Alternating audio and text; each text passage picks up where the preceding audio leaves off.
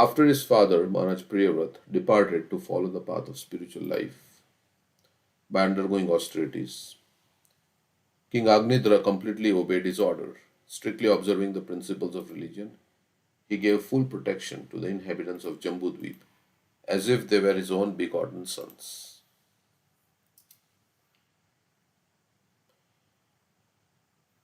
Following the instructions of his father, Maharaj Priyavrat,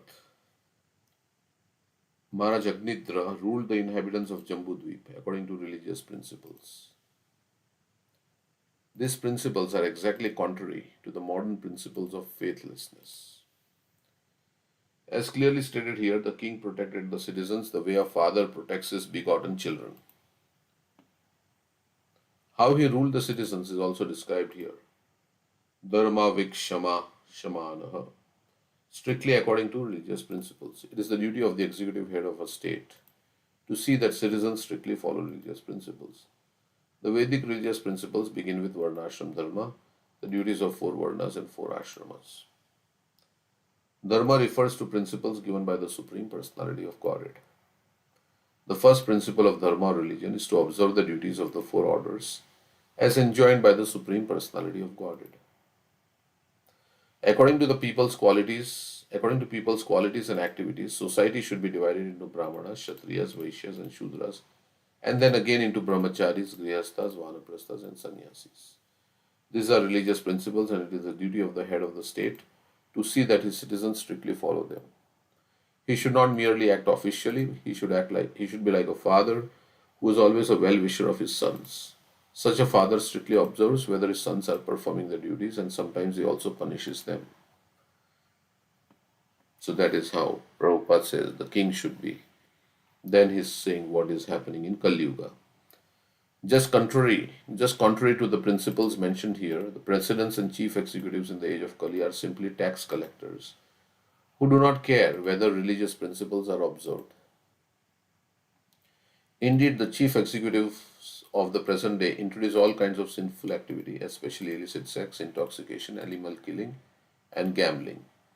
These sinful activities are now very prominently manifested in India. So at that time when Prabhupada wrote this purport, he's saying this is manifesting in India.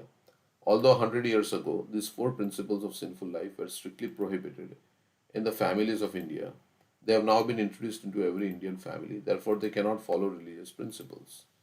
In contrast to the principles of the kings of old, the modern state is considered only with propaganda for levying taxes and is no longer responsible for the spiritual welfare of the citizens. The leaders are not concerned whether citizens are making spiritual advancement or not. Neither they are making them, so they don't know the goal of life. So nobody knows. So andha yathanthe rupaniyamanas te vishatantriya murudamni baddha. As Hiranyakashipu was told by Prahlad Maharaj. Nate vidu swartha, nate vidu swartha. Devi Vishnu, Tatheva Vishnu, Durasaya Bhagirathi, Andhayatha, Te Pishatantre Murdhavni Pata. What is the meaning? Meaning is that That nobody knows the ultimate, swadh, their own benefit, and they are following blind leaders. They are themselves blind, they're following blind leaders, and both of them will fall into the ditch. so leader means he should know why we have got this human form, why we have gotten this human form of life, what is the purpose of life. Then it is a leader. As Bhagavatam says, the purpose of human life is for self-realization. So that is what we have been, and to go back home, back to Godhead, to our eternal home, by awakening love for Krishna. So if Nate Vidu Swartha Gatim Hi Vishnu, people do not know that their self-interest lies in Vishnu. So they are thinking something else is their self-interest. Durashaya ye bahirartha manina. Manina means they are of the opinion that bahirartha, some other external things are more important, as Sanat Kumar tells Prithu Maharaj, the greatest obstacle to see spiritual realization is to think that other things are more important. Of course, they are important and we should take care of our duties and things, but they should support the goal of self realization. Because everybody will die, and then we are in this cycle of birth and death. So we are meant to go back home, back to Godhead.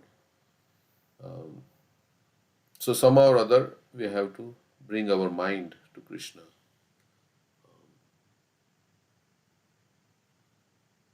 To control the mind, Krishna says, one who focuses on me, then he is very intelligent. So the state is now callous to religious principles. Srimad Bhagavatam predicts that in Kali Yuga, the government will be entrusted with Dasyu Dharma, which means the occupational duty of rogues and thieves. Modern heads of state are rogues and thieves who plunder the citizens instead of giving them protection. Rogues and thieves plunder without regard for law, but in this age of Kali, as stated in Srimad Bhagavatam, the lawmakers themselves plunder the citizens. They are supposed to protect the citizens, but they only plunder the citizens. The next prediction to be fulfilled, which is already coming to pass, is that because of the sinful activities of the citizens and the government reign will become increasingly scarce. Gradually, there will be complete drought and no production of food grains. People will be reduced to eating flesh and seeds, and many good spiritually inclined people will have to forsake their homes because they will be too harassed by drought, taxation and famine. The Krishna consciousness movement is the only hope to save the world from such devastation. It is the most scientific and authorized movement for the actual welfare of whole human society. Okay, so Prabhupada is very much convinced that this Krishna consciousness movement is the one. He said history will mark that how Krishna consciousness movement changed the course of the world. So, so this movement is going to spread, and there is 10,000 year golden period in Kali Yuga when things will become very nice. Krishna consciousness will spread and then it will go down. And then all these things, more things will happen after that. So that's that verse. So let's see in the 10th canto when Manigriva and Nalakuver meet Narad Muni.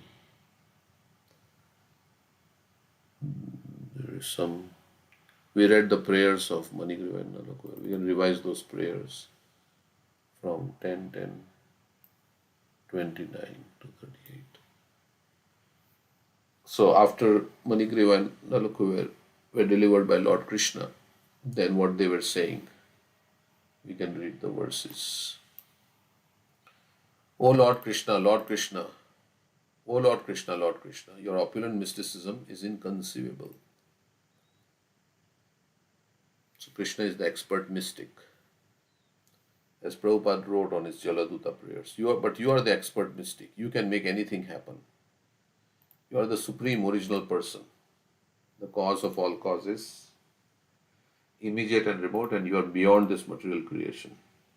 Learned Brahmanas know on the basis of Vedic statement, Sarvam Khalva Idam Brahma, that you are everything and that this cosmic manifestation in its gross and subtle aspects is your form. So I think all the prayers are glorifying the Supreme Lord. He says, you are the Supreme, you're expert mystic, you are the cause of all causes. There is ultimate cause, we say. That is also due to Krishna. And so in this way they are glorifying. You are the Supreme Personality of Godhead, the controller of everything.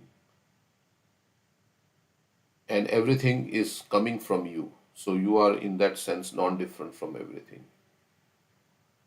So you are imperishable, you are time factor, you are the material nature consisting of the three modes. So nothing exists outside Krishna.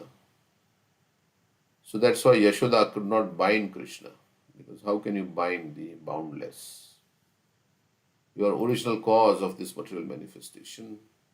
You are the super soul, you know everything about the living entity. You existed before the creation. So people in this material world cannot understand you.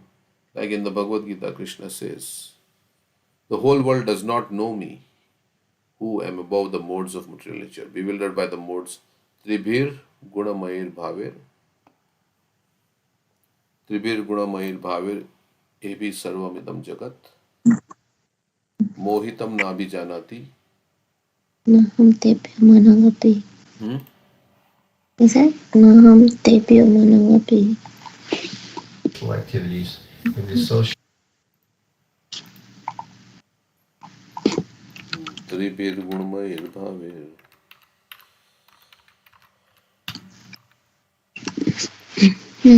Mamebhyo param Mamebhya avyayam. Paramavya. Correct. In the 7th chapter, Krishna is saying, bewildered by the three modes of nature, you don't know. Okay, so all this email is showing here. Okay.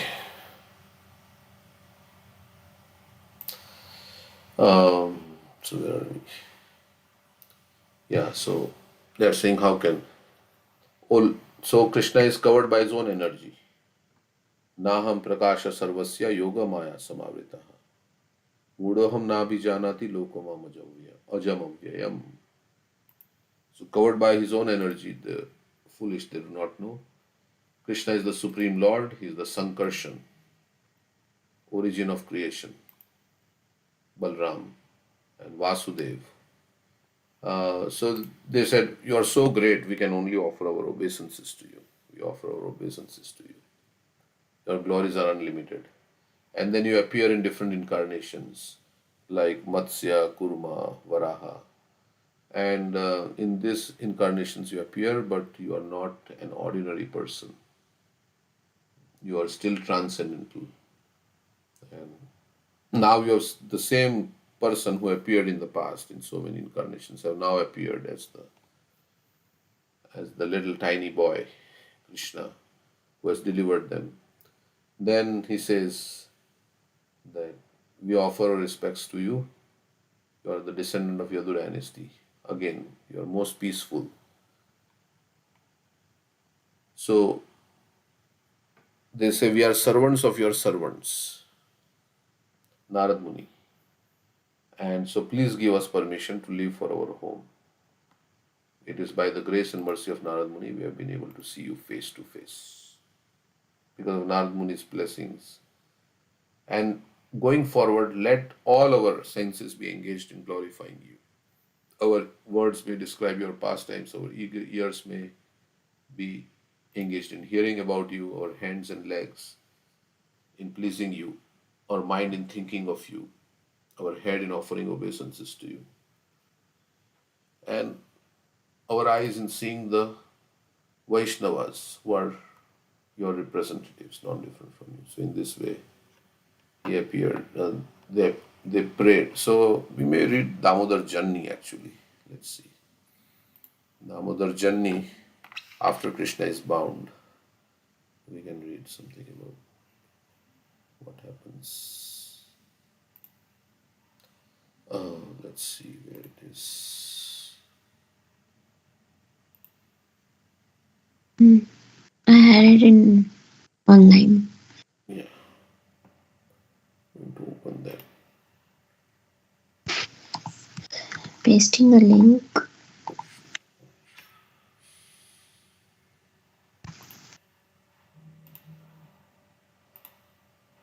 Okay. So today is Ekadashi also.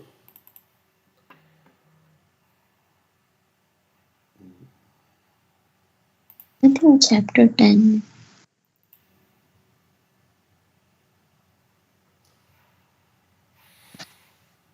Hare Krishna Prabhu, Dandavat Pranam. Yeah. Uh, uh, one request, if you could accommodate, Ekadashi Mahatmya, should we go through? Yeah, we can go through after we read Damodar Janni. About which Ekadashi is today? Today is Pana. It's a difficult name, so let me just say that. Okay, yeah, we can go through that. Uh, Okay, so now in the Bhagavatam, uh, this is by dragging behind him with great force the wooden mortar tied to his belly, the boy Krishna uprooted the two trees. By the great strength of the Supreme Person, the two trees, with their trunks, leaves, and branches, trembled severely and fell to the ground with a great crash. This is 10:10:27. Krishna was dragging it with great force, and he, the mortar kind of stuck between the two trees, and then it tugged on it, and the trees fell. So let's see what happens then. This is chapter 10. Okay, so we'll go like this.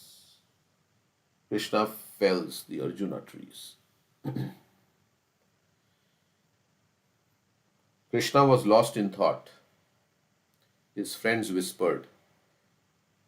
So Krishna was looking at the trees, and he started thinking about Narad Muni and how the sons of Kuber were cursed. So he was thinking, and the cowherd boys are looking at Krishna, and Krishna is lost in thought. So his friends whispered. He's one of those moods again, like he's like blank, as if he's thinking something. Is he planning to rob someone's storeroom of milk products? They're always thinking that Krishna is up to planning some mischief. So is Krishna thinking something about going again into some gopi's home and stealing? Not with that mortar tied to his waist. So how can he go? He's tied. And what is he thinking? Then is he thinking of how to get revenge on his mother? So cowherd boys are thinking what Krishna is thinking. He loves her too much for that. I wonder what is on his mind. Is he thinking about taking revenge for being tied? No, Krishna was crying, and yesterday we heard how his tears were mixing with the mascara on his eyes and they were forming streaks down his cheeks. And he did not want everybody to know. So he was rubbing, he was trying to get, but actually it was creating more mess. So now everybody will know that Krishna has cried. And what will he tell his friends? That he has cried. So he was trying to erase whatever it is. You will soon know by what he does or by what he tells us to do. So the coward boys are thinking, yeah, we should not. We will know by his actions. We will know what is in his mind. So, having relieved the history of how the demigods Nalakuber and Manigriva came to be trees in Gokul, Krishna knew that the initiative was his. So now it was his time. He remembered all the past incidents that happened. Krishna knows everything. Vedaham samatitani, vartmanani cha Arjuna, bhavishyani cha bhutani, mam tu vedana kasyana. He says, I know everything that has happened in the past and what is going to happen in the future and what is happening now. Narad Muni had promised the demigods that the Lord would free them from his curse. And Krishna, duty bound to keep the promise of his devotees, would act according to Narad's will. Krishna always keeps his words true, the devotees' words true. He would liberate Nalakuber and Manigriva. Krishna thought, when a superlative devotee like Narada commits me in some way, I am a puppet to their will. So Krishna did not plan on delivering Manigriva and Nalakuber, but Narad Muni said like that. So Krishna has to oblige. Many years before, Narad Muni has predicted that this will happen. So Krishna has to now, he says, I am a puppet to their will. Moreover, purified of their offenses, the two brothers' devotion to me is blossoming. So now they have become, being in Vraj and looking at all the activities of Krishna. Their devotion is blossoming, and that devotion should now bear fruit. So now I should liberate them. They have become devoted to me. So even though they had done offenses before, but now they have become devotees. So Krishna is saying, now let me Krishna says like that, if you surrender to me, no matter what you have done in the past, I will liberate you from. So he's saying now they have become devotees, I should liberate them. Leaning forward, Damodar began to slowly crawl on his hands and knees. His friends watched.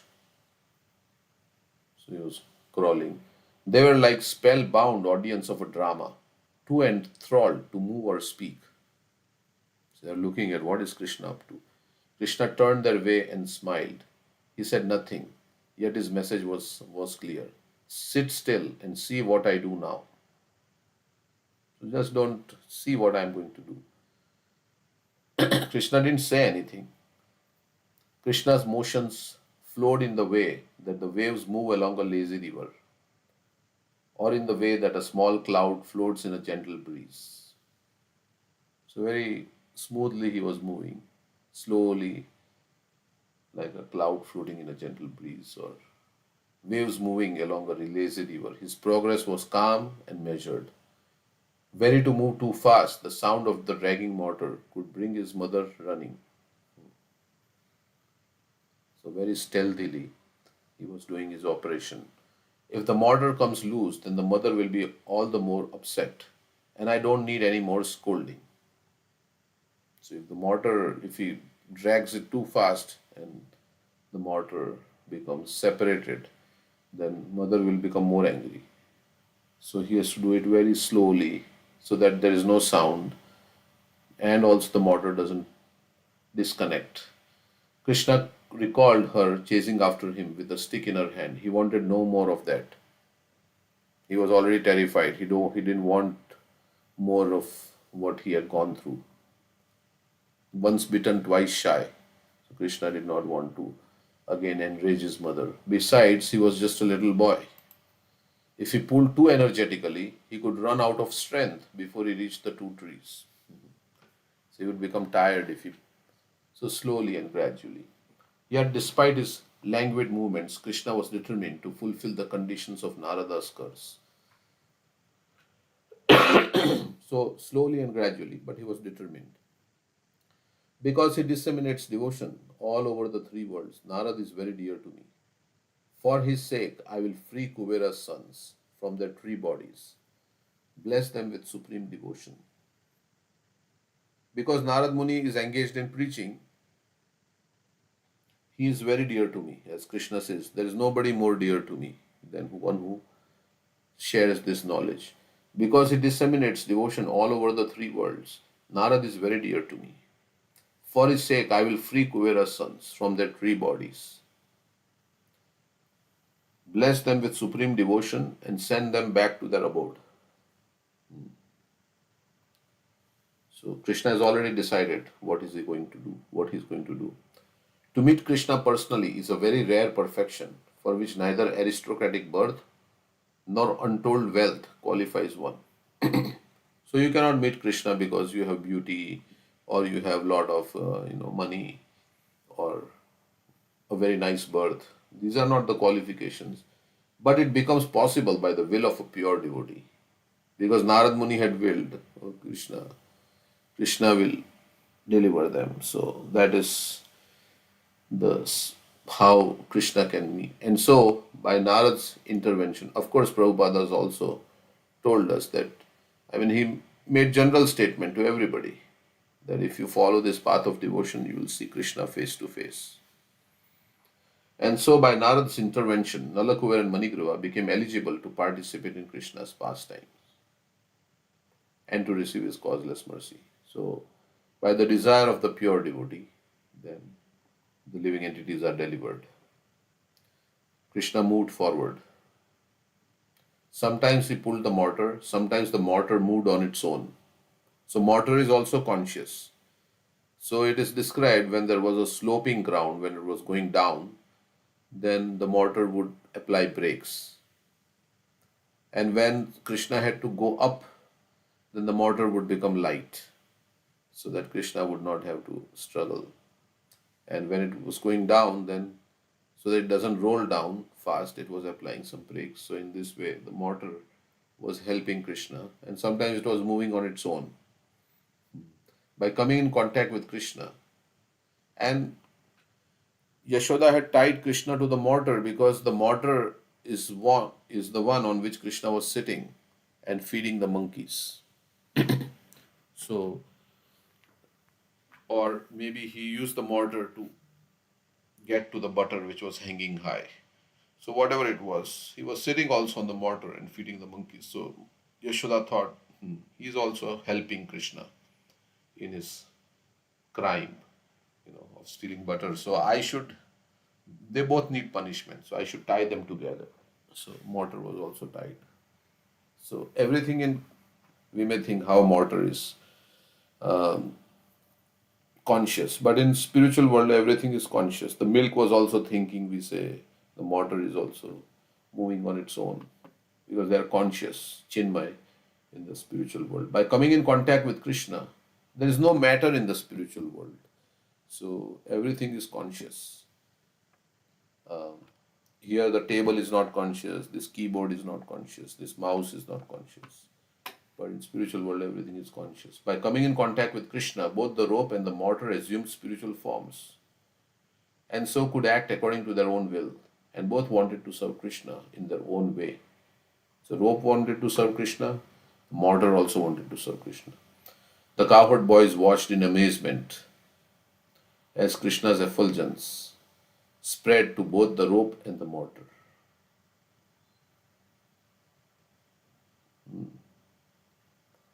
So both are like watching what is going on. Their amazement grew further when the mortar continued to move on its own, even when the rope became slack. So even without that tension in the rope, even without Krishna pulling the rope, the mortar is moving. It's like amazing how nobody is pulling the mortar, but the mortar is moving on its own. So now let's see. How is it that mortar is moving on its own? It is not. It is rolling downhill. Somebody said, no, it's not moving on its own. It is just because of the slope, it is just rolling. It is not rolling, it is sliding and never picking up momentum. So it is going slowly, it's not rolling. Then it is sliding on its own. So somebody said, no, then if you're saying it's not rolling, it's sliding. You are being silly. You are the silly one. How else could it be moving when the rope is slack? Look. So there is no tension in the rope and still mortar is moving. Besides, because it is tied to Krishna, like the mortar can do anything. That is true. Look again, the mortar is just like the rope. It is sometimes snaking along on its own. They are both alive. Why not? They are connected to Damodar. Whatever the rope and mortar are doing, it appears that Krishna is headed towards those trees. The distance between Krishna and the Arjuna trees was closing. It's coming nearer and nearer. Observing the Lord approaching, the two trees quivered in anticipation. Observing the Lord approaching. So Nalakuvar and Manigriva were seeing, oh, Krishna is dragging the mortar and coming towards them. So they were also like shivering in anticipation, waiting for their deliverance, overjoyed that their term of exile would soon be over. Bowing with the wind, the rustling leaves seemed to say, O Lord, we offer our obeisances unto you. So, so they were like as if they were offering their obeisances with their leaves. Intently gazing at his destination, Krishna thought, Nalakuver and Manigriva have remained passive observers of my pastimes. They are not yet participants. To fulfill Narad's words, I must draw them into my pastimes. Only with blessings of my Leela Shakti can they be freed of their sins and be blessed with devotion.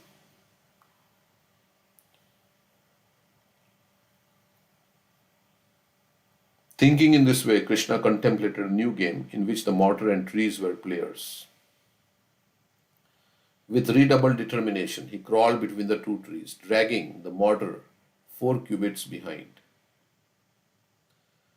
The two trees had grown from the same root system. So they had branched into two from the same root. The trunks joining and separating in the form of an X, from which they rose vertically. Although they did not entwine, they touched and so formed a small cave with their trunks. It was that a cave through which Krishna wiggled without touching either tree. When Krishna reached the other side, so they were like in a V shape or an X shape, and Krishna was moving through that. When Krishna reached the other side, he kept crawling, all the while looking behind him expectantly. The rope addressed the mortar. So, rope is speaking to the mortar. Oh, friend, this is where we play our final roles in this pastime. The mortar replied, and what a wonderful pastime it is. Saying this, the mortar, which had been moving lengthwise, turned sideways, becoming too wide to pass through the opening. So it became from vertical, it became horizontal. And it could not move through the opening between the two trees. In direct contact, so they were helping now Krishna, it's pastime. In direct contact with Krishna, the mortar knew the Lord's desire. Krishna smiled. Speaking to the rope, the mortar said, friend, prepare yourself. I'm ready. The rope is saying, I'm ready. Mortar is saying, I'm also. Mortar is saying to the rope, prepare. Rope is saying, I'm ready. The rope that encircled Krishna's waist was Mother Yashoda's hair ties, and the rope that secured him to the mortar, silken cord used for churning. They were sturdy but relatively fine,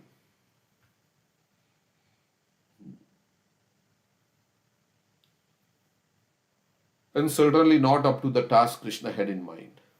So they were not so strong that they could uproot the trees. But being in harmony with Krishna's will, the ropes became aglow with inestimable power. But Krishna wanted it, so they had so much power. Krishna took another few effortless steps, while the mortar positioned itself across the two trees and the rope grew taut. So rope became filled with tension, like taut, and then for the first time since they had appeared in Braj, Nalkuver and Manigriva felt the touch of the Supreme Lord via the conduit of rope and the mortar. They shivered in ecstasy. The cowherd boys were still up the hill, chatting, joking, and fully enjoying Krishna's adventure. What will happen now? Watch and see. Now Krishna is really trapped. So they were a little distance away. They were chatting and they were saying, what is Krishna going to do? Not only is he tied to the mortar, he is now restrained by the trees. He really knows how to get himself into trouble. Krishna always gets himself into trouble. Now he has again got himself. He is trapped between those two trees. Must be bad stars for him today. The boys laughed, and as their laughter rolled down the hill, it taunted Krishna.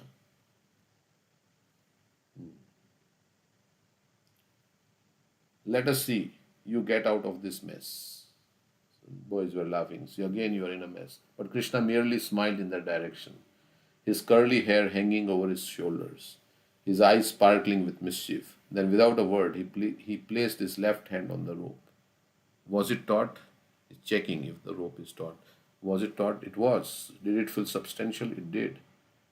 Summoning all his strength, his lotus face intense, his brow furrowed, his teeth and lips clenched, Krishna tugged at the trees as if he is making some effort. Although he had suitably exerted himself, because the rope suddenly went slack, Krishna fell back. So he was pulling, and then suddenly the rope became like without tension. So Krishna went back, legs flailing. The cowherd boys roared in appreciation. This was better than he could have hoped for. Krishna sat up. What happened? The mortar was pushing in front with greater strength than he, thus making the rope slack and causing Krishna to fall. So they were both enthusiastic, but the mortar was pushing forward, so the rope was becoming slack. He did not want Krishna to overexert himself or to blister his hands with the rope. Krishna's lotus mouth opened in wonder. How amazing were his pastimes.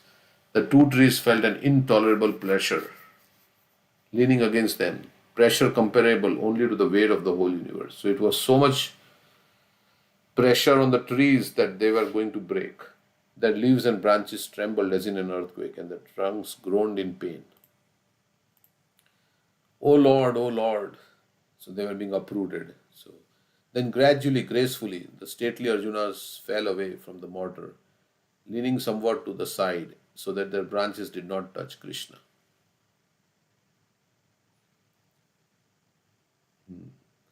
So they fell in such a way that they did not hurt Krishna.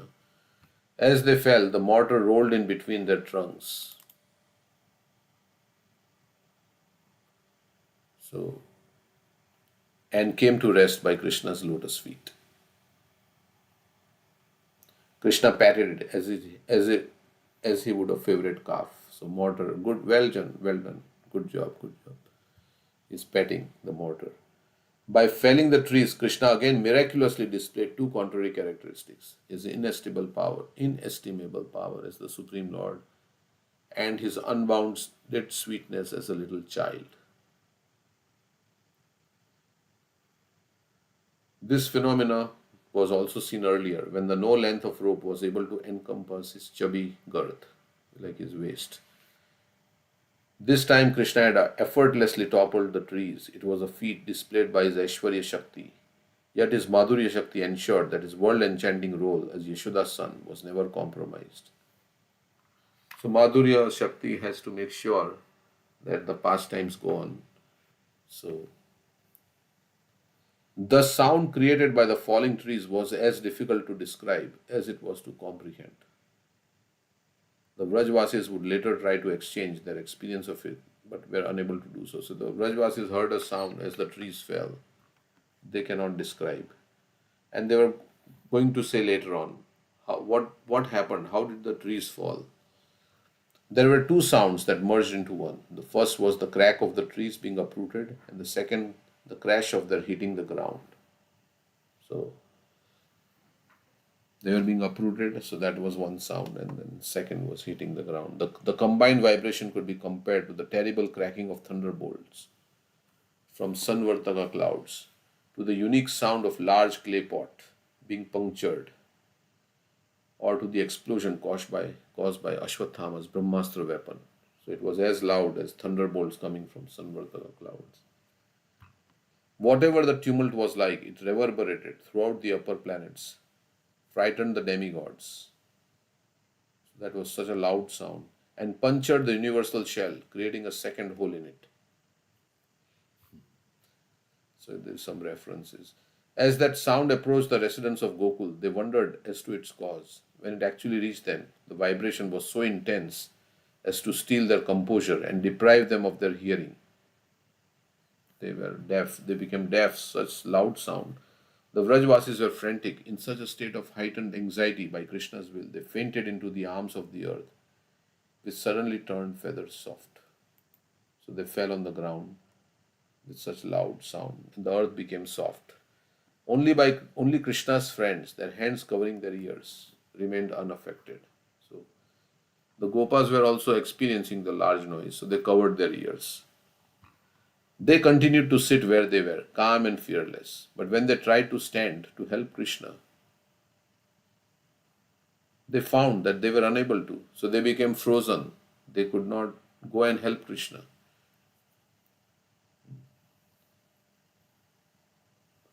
Yoga Maya had immobilized them. So they could not go near Krishna. From a distance they could observe. Krishna needed some time alone to complete the deliverance of Nalakuber and Manikriva.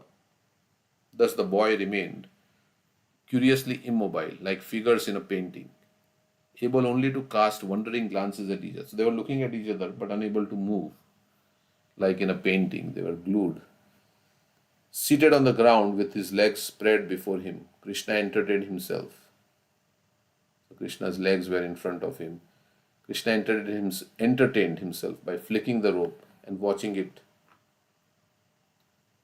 wave to the mortar and back. So he was playing with the rope and the mortar. He laughed to see the ropes dancing and to feel the tremor it caused in his hand. Although Krishna could uproot the powerful Arjuna trees, he was unable to free himself of his mother's rope of affection. Although he freed Nalakuber and Manigriva, he was not able to free himself. In time, the great poet, steeped in devotion, would eulogize this pastime of the Lord with wonderful prayers. This is some verse. I adored the childhood years of the darling of Raja's women.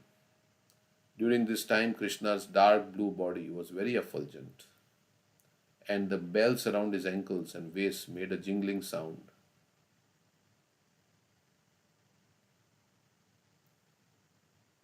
So this is describing childhood pastime. His body, dark blue body, was effulgent, and he had bells around his ankles and waist. They made a sound, kinkini, kinkini. He delighted everyone. Ting, ting, ting. He delighted everyone with enchanting crawling movements, the same crawling with which he later dragged a mortar, with the sound khar khar, and effortlessly uprooted two Arjuna trees. As the trees made a loud cracking sound, he curiously looked behind himself and smiled. So this crawling of Krishna was very enchanting to the Vrajvasis. And now that same crawling, now he has uprooted the two trees. So Krishna looked behind what happened and he smiled. Although eternally liberated, Krishna appeared to be bound to the grinding mortar. Although inconceivably pure, he was tainted by the pastimes of stealing. And although the only cause of salvation, he remained bound by the affection of his mother. So Krishna is stealing, Krishna is getting angry. There are all the virodhabhas in whatever Krishna says you should not do, he is doing this in Damodar Leela. And somebody who is freeing everybody is bound. There are all this. You have those Damodar Leela. We have all the different Virodhabhas, right? The one who is one from whom everybody is afraid. He is now afraid of the stick of Yashoda. So, Krishna's hmm? document pasting.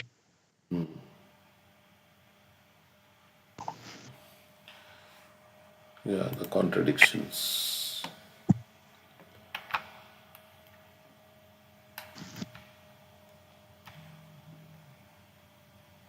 Supreme Lord, under whose direction everyone is dancing. When he is ordered by the gopis to dance, he starts dancing. Okay. Krishna is all powerful. He lifted Govardhan.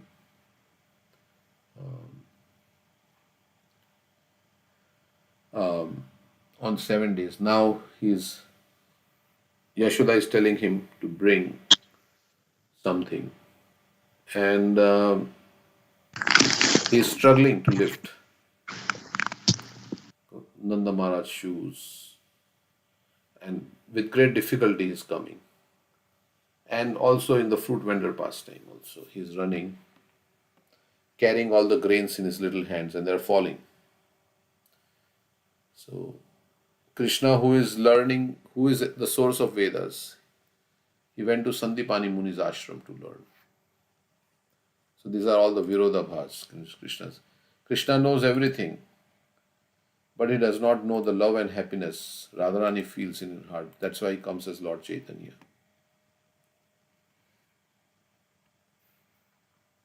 Krishna is described as the faster than the fastest. He cannot be caught even by the greatest yogis, but here he is caught by Yashoda. So Krishna's belly, everything is contained in Krishna. But Krishna controls everything, but here he is controlled by Yashoda. Yeah, his belly has the whole universe, and in Mother Yashoda has bound his belly to the mortar. She has brought the entire creation under her control. So, and this is showing that he has renounced his opulences. He is Lakshmipati, but he is stealing in Vrindavan. He has all the wealth, he is Lakshmipati, but he is stealing. He is Trigunantit, but he is exhibiting anger. Krishna is Adokshaja, but beyond sensory perception. He cannot be caught, but Yashoda catches him. Krishna is Atmaram, but he is hankering for Yashoda's love. He is crying because he did it. Yashoda is stopped feeding him and gone. His Atmaram, he should be self-satisfied, right? He cannot be caught, but he is caught. He is above the modes of nature, but he exhibits anger. Krishna is Kal, time personified, and everybody is afraid of time because it takes everything away. But Krishna is afraid of stick of Yashoda. Krishna is Aptakam. He is satisfied little thing, Patram Pushpam Phalam. But he is not satisfied, even when Yashoda was feeding him. After that, he still is dissatisfied. Krishna is Mukta, Muktaya, liberated, but he becomes bound by Yashoda. So he gives liberation to everyone, but he is bound. He cannot. So, like that, there are all these. He is absolute truth, but he lies. When his mother asks, who broke? Of course, he said, God, it is an act of God. For your karma has come back to you. So, of course, it's an act of God. That's God is Krishna. So, and he lies also. Whether he has eaten butter or no, he has not eaten dirt. Like that, so many times he lies. Krishna knows everything, but in Vrindavan he's bewildered. So in this way, Krishna supplied unlimited sari Draupadi, but he stole Gopi's clothes. Krishna is Achyuta, who never falls from his position. But his okay, rice is falling from his hands. Okay. So like that. This is a big document. Okay. So what is the time? We'll stop here. It's 8:30. We'll continue with this. Anything somebody like to say?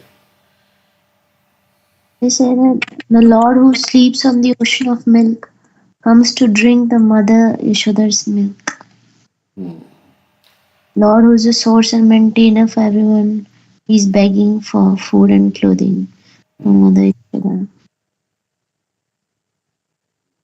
And the Maharaj is teaching him to walk. Like Krishna says, I'm Paurusham Narshu, I'm the ability in men. Man, yeah. And the Maharaj is teaching him to walk.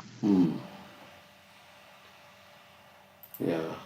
So okay. Yeah, So he has renounced his godlyhood and sweetness. He's exhibiting his sweetness in Vrindavan. yes. So we'll read that Ekadashi as requested by. I don't know if he's there on the call, but Sheetal.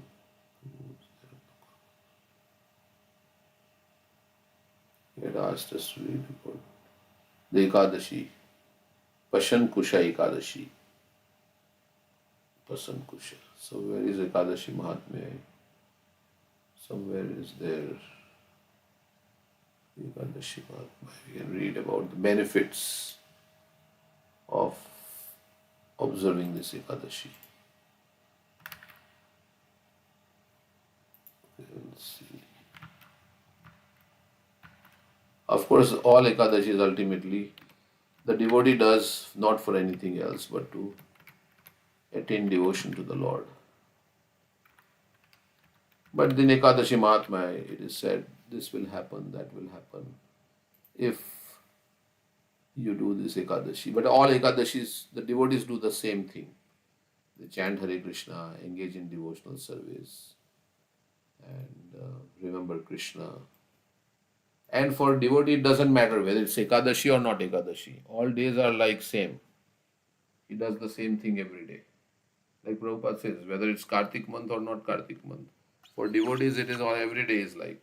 But to inspire others, and devotees also take advantage. Like Prabhupada says, okay, there is now more opportunity, Kartik month, so more opportunity to engage in devotional service.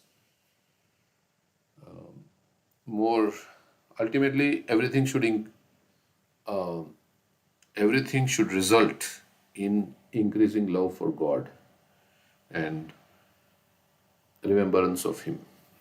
Then whatever you do is fruitful if it, if the goal is achieved. So all these are a means to achieve that goal, is to increase our attachment to Krishna. So whether it is Ekadashi or not Ekadashi, you still do, if you're doing things to increase your attachment to Krishna, that's the goal. Of course, but then there are lot of other benefits. You get free from sins and so many things like that. But devotion to Krishna includes everything. Okay, so this is Vishnu on Garuda. We are this conditioned soul in this terrible ocean of birth and death. And Vishnu has come on Garuda. So unless we get out of this material world, there will be no peace. Prabhupada says, even you are the expert swimmer in the ocean, you cannot swim to the shore because the ocean is so vast. Somebody has to pick you up like that. So no matter what we do here, there is always going to be suffering in this material existence. Only Krishna's mercy, He picks us up out of this. We desire to go back home, back to God. Then only we can be. Because here we are like a fish out of water. But of course we say, Vishwam Purnam Sukhayate. This world, everything becomes happy if we are in Krishna consciousness. This world is also like spiritual world for one who has